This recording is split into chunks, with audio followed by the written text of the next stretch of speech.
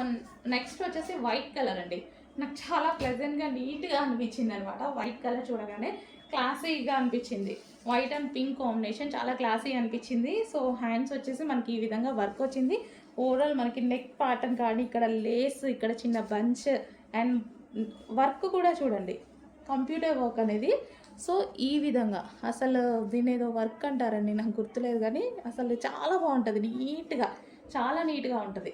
So ఇది వచ్చేసి మనకి కింద కూడా వర్క్ ఇచ్చారు. ఈ వర్క్ చాలా కంప్లీట్గా నీట్గా ఉంటుంది, చేయడానికి కూడా చాలా టైం పడుతుంది అనమాట. సో స్ట్రైట్ కట్ ఇది. టాప్ వచ్చేసి మనకి ఈ విధంగా స్ట్రైట్ కట్ టాప్ అండ్ దీనికి వచ్చేసి దుపట్టా.